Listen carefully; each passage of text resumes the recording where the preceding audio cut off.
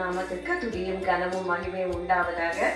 இதோ இந்த 31ஆம் நாளிலும், இந்த வருஷத்தின் கடைசி நாளான இந்த 31ஆம் நாளில் ஒப்பு கொடுத்தலின் ஜெபத்துக்காக நாம் எடுத்துக்கொண்ட ஜெப குறிப்பு, மற்றவர்களை தாராளமாக மன்னிப்பேன், அவர்களிடம் என் பொறுமையை ஒரு நாளும் இழக்க மாட்டேன். இதற்காக நாம் எடுத்துக்கொண்ட வேத பகுதி மத்தேயு 18ஆம் அதிகாரம் 23ஆம் வசனத்திலிருந்து 25ஆம் வசனம். இது அநேகருக்கு தெரிந்த வசனம் தான். சீஷர்கள் கேட்டாக, எத்தனை முறை நாம் மன்னிக்க வேண்டும்? 70 தரம் என்று சொல்லியிருந்தார். அது மாத்திரமல்ல, அதற்கு ஒரு உதாரணத்தையும் தேவன் சொல்லியிருந்தார். அந்த உதாரணத்துல பரலோக ராஜ்யத்தில் இருக்கிற ராஜா தன் ஊழியக்காரத்துல கணக்கு பார்க்க வேண்டும் என்று வந்தார். அப்பொழுது அவன் கடன் பட்டிருந்த அவளுடைய எல்லா கடன்களையும் அவன் மன்னித்தார். ஆனால் அந்த ஊழியக்காரனோ தன்னிடத்துல கடன் பட்டிருந்த ஊழியக்காரனுக்கு மன்னிக்காத இருந்த ஒரு மனுஷனாக காணப்பட்டான்.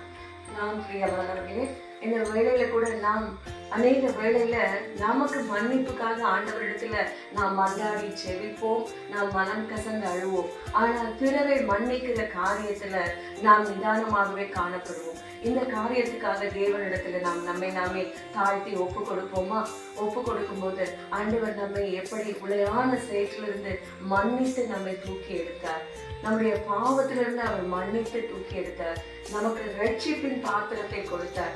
அவர் மன்னிக்கிற தயபடுத்த தேவனாய் இருந்ததினால்தான் நாம் நிற்பதும் நிர்மூலமாகாதிருப்பதும் அவருடைய சுத்த கிருபை. இல்லாவிட்டால் அவருடைய மன்னிப்பு தான் நம்மை இன்மட்டும் நடத்தி கொண்டு வந்திருக்கிறது. அவர் மன்னித்ததன் நிமித்தம் தான் நாம் அவருடைய தேவ சமூகத்துல காணப்படுகிறோம். அவருடைய மன்னிப்பு மாத்திரம் கிடைக்காமல் இருந்தால் நாம் எப்பொழுதோ நிர்மூலமாகி போயிருப்போம். அப்படி ஒரு தயவுள்ள இரக்கமுள்ள தேவன் நமக்கு இருக்கும்போது நாம் நம்முடைய இருதயத்தை கூட கடினப்படுத்திருக்கிறோம். அநேக வேளையில நாம் மற்றவர்களுக்கு மன்னிக்காது இருப்போம், நம்முடைய கோபத்தின் நிமித்தம் மன்னிக்காது இருப்போம், நம்முடைய செய்கைகள் மற்றவர்களை மன்னிக்க முடியாதபடிக்கு அநேக காரியங்களில நாம் ஈடுபட்டிருப்போம். இந்த வேளையில ஒப்பு கொடுப்போமா? ஆண்டவரே, நாம் ஜெபிப்போம். அன்பின் இயேசு சுவாமி, நான் அநேக வேளையில ஆண்டவரே எனக்காக மன்னிப்புக்காக உங்களிடத்துல மன்றாடி இருக்கிறேன் ஆண்டவரே. ஆனால் பிறரை மன்னிப்பதில் நான் ஆண்டவரே ஒருவேளை தவற விட்டிருந்தால், ஆண்டவரே ஒருவேளை தாமதமாக மன்னிக்கலாம் என்று இருக்கலாம், ஆனால் மன்னிக்கவே மனசு இல்லாமல் இருக்கலாம். ஆண்டவரே, இந்த காரியத்தை எல்லாம் இந்த வேளையில உங்களுடைய சமூகத்துல நான் ஒப்பு கொடுக்கிறேன். ஆண்டவரே, எங்களை ஒப்பு கொடுக்கிறோம் சுவாமி. தயவாய் இந்த வருஷத்துல ஆண்டவரே ஆண்டவரே இந்த மன்னிக்கிற இருதயத்தை, ஒரு இருதயத்தை எங்களுக்குள்ள நீர் ஆண்டவரே சிருஷ்டிக்கும்படியாய் செபிக்கிறேன் கர்த்தாவே. ஆண்டவரே, அநேக வேளையில பொறுமை இல்லாமல் நடந்திருப்போம் ஆண்டவரே. அந்த பொறுமையற்ற காரியங்கள் மற்றவங்களை ஹர்ட் பண்ணியிருக்கோம் ஆண்டவரே, மற்றவர்களை காயப்படுத்திருக்கலாம், மற்றவங்களை துன்பப்படுத்திருக்கலாம் ஆண்டவரே.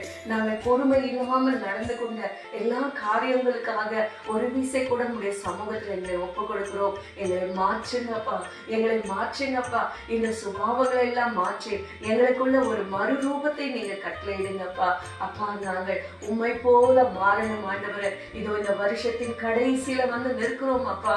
ஆண்டவரே, நாங்கள் 25ஆம் ஆண்டுக்குள்ள பிரவேசிக்கும் போது ஆண்டவரே ஒரு மறுரூபத்தோடு கூட ஆண்டவரே உம்மை போல எங்களை மாற்றும் ஆண்டவரே, உம்மை போல எங்களை மாற்றும், உம்மை போல எங்களை மாற்றி ஆண்டவரே அப்பா உம்முடைய வருகைக்கு எங்களை ஆயத்தப்படுத்துங்கப்பா.